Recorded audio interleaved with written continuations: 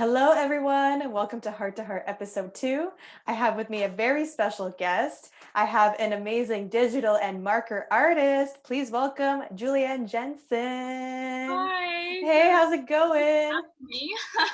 How's it going? I'm good, thanks. How are you? Good, good. Just quarantining and chilling. That's how it is. I have a bunch of stuff I want to ask you, so I'm just going to get right into it. So, Okay. first and foremost, I wanted to ask you how your arts journey began. I started when I was a kid because I was pretty uninterested in sports, so I did a lot of art. My parents sent me to a lot of art classes, and that's how I channeled like a lot of my self-expression and stuff. I just thought it was a lot of fun. There's so much you can do in art. Like I took a bunch of different courses, like painting, comic drawing, like things like that. How did you discover your style and like your preferred medium that you like to or mediums that you like to use? Yeah, I discovered my style, I guess, because I've been drawing flowers forever now, and slowly I just started like doing them the way I wanted to, and like I started when I started, I was like all about realism, but I just like found it so annoying because there's so many rules you have to follow to get it to look exactly like it does in real life. So I just started abandoning those and came up with my own style. And then also, my favorite colors are like turquoise and red, so that's like a big part of my aesthetic, I guess. Nice. I feel like realism is one of the trickiest things. Like in most art classes, I don't know if you've had this experience, they start off with that and Yeah, then oh, if you can nail details and things like that and what visualizing an image actually looks like, you could pretty much do anything, but it's hard. It's tricky to create your own thoughts and stuff too, right? It's tricky to create your own feelings and your own visualizations and make it so that everyone can understand, if that makes sense. I'm totally like you. I I'm totally like you. Yeah. I it's tried I tried realism too, and I was like, yeah, like I got this. I see a flower right in front of me and then I draw like a bowl or something. And it just doesn't turn out the same way. And I'm like, oh, that's too bad. But I hard. totally Shadowing and highlights are crazy. yeah. Yeah, and they make it sound so easy too when you're in school. They make it sound like it's the easiest thing. Like draw what you see. I'm like, it's like it's one of these things for me. It's like, oh, do the tapping Yeah, of the head and rubbing of the belly. And if you can't do that, like I don't know, that's hard. yeah. It's really, really hard. And the realism artists make it look like breathing, like it's so easy, but it's a lot of work for sure. It's so much work, crazy amount of details. Like Yeah, and there's I no option to not do the details because otherwise it won't look like realistic. yeah, I feel like too, like with realism, there's a lot of pressure because everyone's for the most part, if you're basing it on like everyone's basing it on one subject, everyone can nitpick and criticize like you forgot this one detail or you forgot this one detail and you're like, oops. Yeah. Well, it's also so obvious, like if you missed something really big, like if you forgot to cut like shade a part of it, and then you look back and you're like, oh my gosh, it doesn't have a really important aspect of it. Yeah. My question for you is where do you draw inspiration from? And since the pandemic has started, has your creative process changed? Yeah. I draw a lot of inspiration from other artists, particularly other like illustration artists who do similar, like somewhat cartoony art as I do. It's like I think Rhett Lusky, if I'm saying that correctly, is an Instagram artist, and she just does the most beautiful artworks. It's so like imaginative, and like she just has her complete own style, but it's still like cohesive and fits together, and you know what it is when you look at it. Like I don't know, I'm such a huge fan of that. COVID has definitely changed my creative process because now I do a lot of art because I don't have other like social things to do, I guess. So I've definitely gotten better than my older stuff. Nice. I feel Yeah. like this pandemic like has created a sort of like I don't know if you've seen it with other artists friends or like just online too, like an artist like boom. If that makes Yeah. sense, because everyone's like not at school or not, or well, not physically at school, or you can only do so much from home or working from home, not going somewhere. You have all this time to like focus on like so for some people art's a hobby, so they Mhm. can like take up the time to do their hobbies, but also like for us it's like if we have like a personal project, then we're like, okay, now is the time, we have like a project that we really want to work on. Yeah. So it's a blessing in disguise, kind of. Yeah. Yeah. A lot of people I know have started like businesses as well. Yes. It's like crazy. They have all this free time, I guess. Yeah, like I've seen people like doing lots of like knitting and macrame type, like different Yeah. art forms, like, oh, that's super neat, or like business cards or like little things like that. I'm like, that's super cool. Yeah. I'm here for it. I love it. Yeah, I think I tried to learn how to do embroidery, but I have so little patience for it. It's one of those things, it's like knitting where like if you pick it up with somebody like that's really experienced and you mess up, like they can guide you. But if you're like by yourself and then like you mess up, you're like, I don't have anyone to turn to. You can Have you only heard? learn so much from a camera. It's Yeah, like weird angles too. one of my friends does it, and she's actually really good at it. So I hope I can get as good as her. But like, I think I'd have to do it with her to be able to like motivate myself properly. Yeah. Through your work, you display a lot of Chinese heritage. And I Mhm. was wondering if you could share more details on that and how important it is to share like experiences and stories and your upbringing and things like that into your artwork.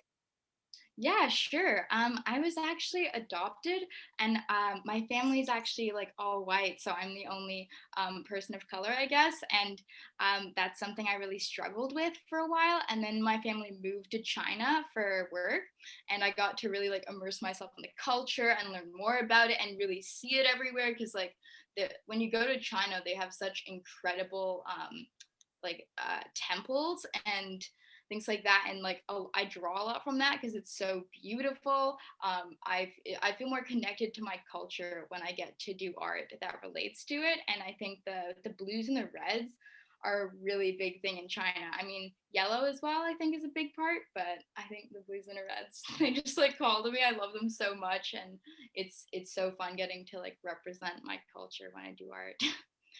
Because you have a very specific style. And I like when I saw your work, I felt it, even though like I don't understand. I felt like that connection to my heritage, and like when I saw your pieces, I was like, because that's something I was looking to do with my work too. Yeah. Because I guess I haven't found my way of doing it, so I was wondering like when did it all kind of click for you? When did you start thinking like this is how it should be portrayed, this is how I feel, this is my experience with my Yeah. heritage. So when did that all click really for you? I guess probably when I got older, because I mean, like, when you're a person of color, I think it's kind of tough to figure out your relationship with your race, but also like being Canadian, but also being part of another culture, like trying to figure out that dynamic. So, definitely when I got older, I was like, okay, I really want to show people that as much as I am a Canadian, like, I do love Chinese culture and I am a part of the Chinese community.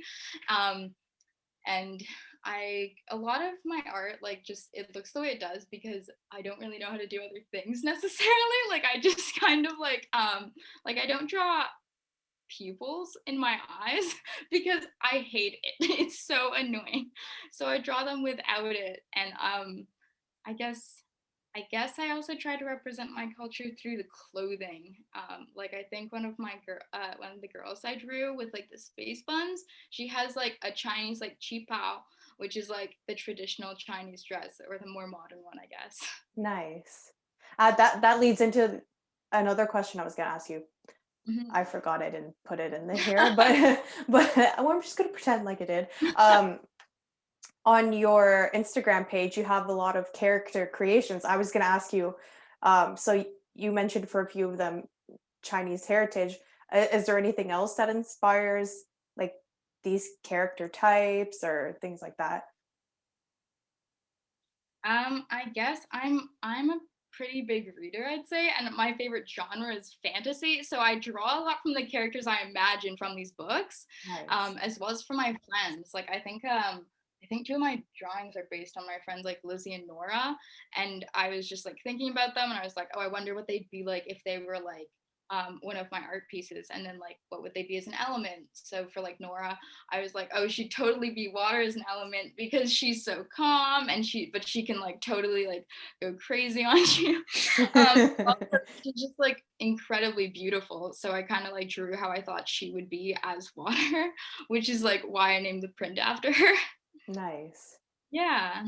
Nice. That's super sweet. That I bet if Nora watches this, she'll be like, "Oh, snap, that's how I look like." Okay. Yeah, I mean, I hope so. It doesn't look I like if you saw her in real life, it does not look like her. It's just like my art style's interpretation of her. You're currently studying to become a nurse. How do you find the balance between um, study life, your social life, arts life, if you work life, and most of it like is happening in the comfort of your own home? How do you balance all of this? I guess when COVID actually hit, it was March, so we had just started March break, and we didn't expect for like the I think Glebe told us that we'd have 3 weeks off, so I guess it was just kind of like thrown on to me, and I was like, okay, I guess I have to keep running with this so I can get to my college. Um, I guess the key to balance is understanding like it's totally okay to have bad days. Not every day has to be super productive. You won't be able to do school the way you did before the virus because it's just like you don't have your classmates to motivate you, you don't have a teacher watching you, your grade isn't reliant anymore on your class participation.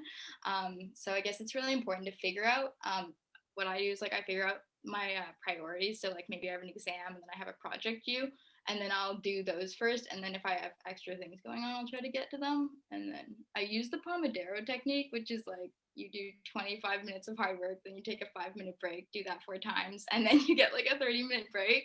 And I have ADHD, so it's like really good for me to keep on my grind, I guess, on my work.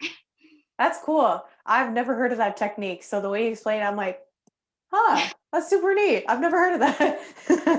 I think I saw like on TikTok like these medical students were like, this is how I get all my work done without burning out really fast. But they've had some cool like 5-minute hack type of TikTok videos where I was like, huh, like very, very simple. Like one time I saw like how to make an abstract flower using a balloon.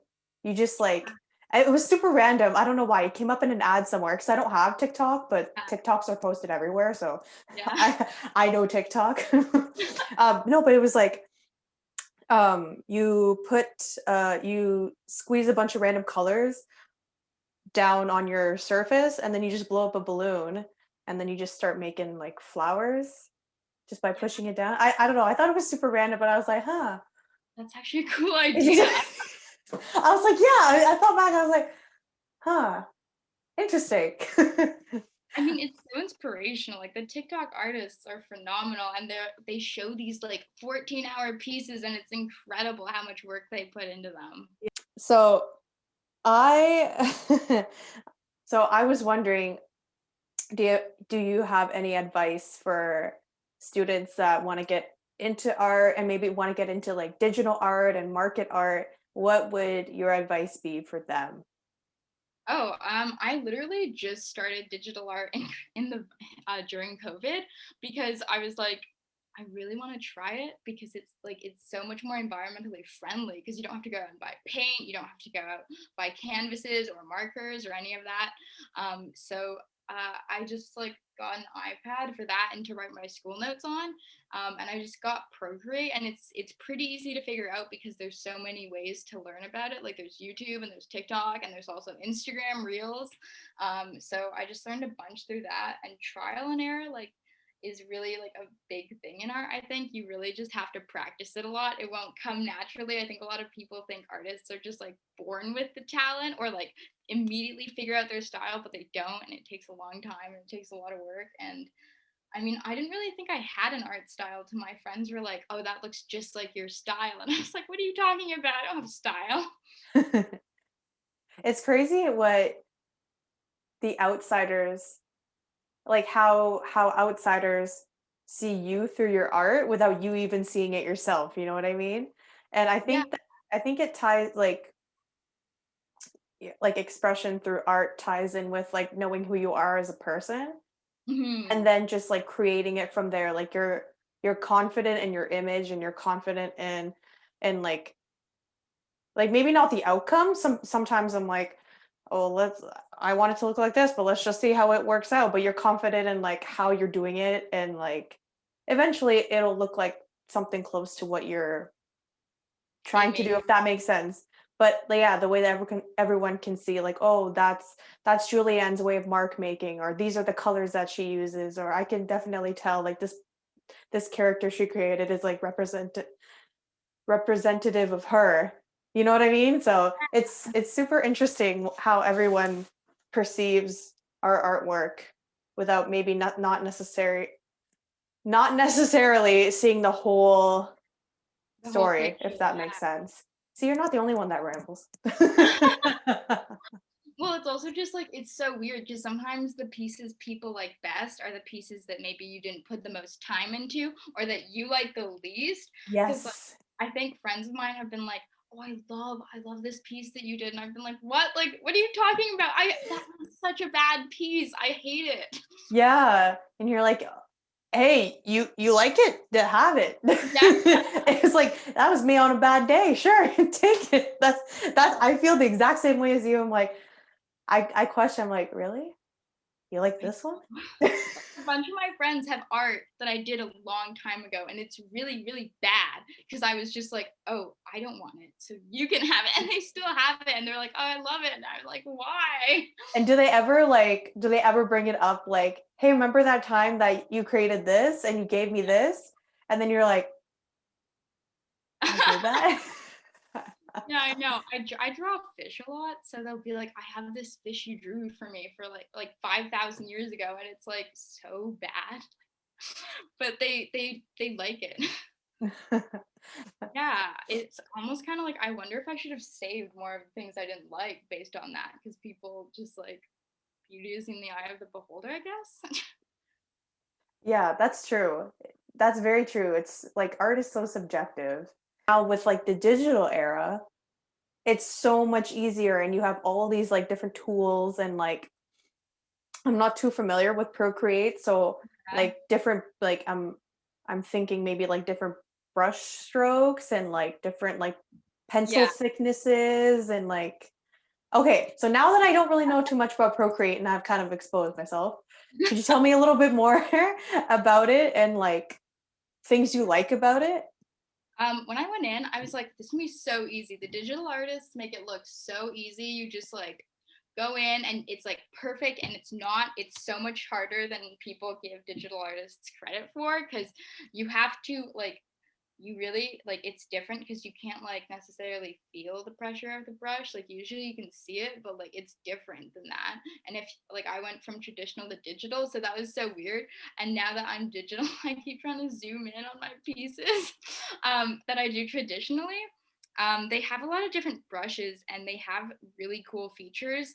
Like, I love how forgiving digital art is because if you make a mistake, you can go back and you can still have that piece you like. Because sometimes when you do like traditional art, you're like, oh, I love this. And then you make a mistake and you're like, damn it, like, how do I fix this? Yeah. And then you throw it away and then you make a new one and your old one was better. That never happens with digital art. And they have such cool features. You can like shade specific parts of the painting and then make sure that none of the rest of it gets touched. You can Photoshop them as well. It's like insane how much you can do and in such a short time period as well. Like a lot of my digital things I did in like an hour, I think, because like there's like a symmetrical brush and that is like my Oh, cool. because it saves so much time because you can never get eyes even, I find. Like one eye always looks slightly different than the other, so Oh that's like yeah. a lifesaver. And like with digital art, I find it's easier to like get it out. Well, I guess this goes with it being like the digital era. It's so much easier to get your stuff out there Yeah. and easy to mass produce as opposed to like painting and drawing in Having to do it. person traditionally. So that's super awesome. It's so tough because like with the painting thing, because like it must be so hard to be like someone's like, oh, I want that painting, but you already gave it to someone else. Yeah, and you're like, "Oh, I could do a print though. It's not the same thing." And like even having like if you have a photo of your painting and then you want to get it printed on the canvas, it's like not the same thing because you don't have the same textures. Do you have any pieces or projects in the works? I do. I'm working right now on all these like little wood panels because I found a bunch of Wallachs and they were so affordable and so cute. And I love not working on a big canvas because the bigger it is, the more detail you have to put in. So I have like a couple like tiny ones I've been trying out. Like I think I have like these little mushrooms. Nice. I tried to do them in like batches so they all like go together if you want a set or something. So I have like all these pink ones right now. It's like these guys. Sorry, let Oh, me hold. nice. Wait, does that say sugar and spice and everything? Oh, wait, no, It sugar, says spice, sugar, spice, reproductive. and it's like my feminist line because Yes, I think it's an important thing that needs to be talked about. And then if you want like a more low key thing, I have pink flames. Doesn't really yes. political. And then just like Is that your signature on top? yeah, it's super small, but it's there. Nice. No, I just noticed it. I was like, I think nice. normal signature is like I think I have it on a print. It's like a lot nicer. My digital signature. Ooh, no, they're both so nice. Oh, thank you. So I mentioned Instagram. What's your Instagram handle? And what are your other handles where people can find your work? My Instagram handle is Cloud9's Art, and I actually have a Etsy store under me and my friend run a company called Soirée des Libellules. So a lot of her art is on that as well. It's so different than mine. So if you're interested in a completely different style than mine, that is available on our Etsy store. And our Instagram is also Soirée des Libellules. Nice. So if you guys are interested, I'll leave all the handles down below, all the links and handles. Yeah, I'll leave all the links and handles down below in the description box. So Julianne, I want to thank you for joining me today. And if you guys are interested, I will leave all of Julianne's handles and links and things in the description box below. And hopefully you enjoyed this episode and we'll see you in the next one. Bye.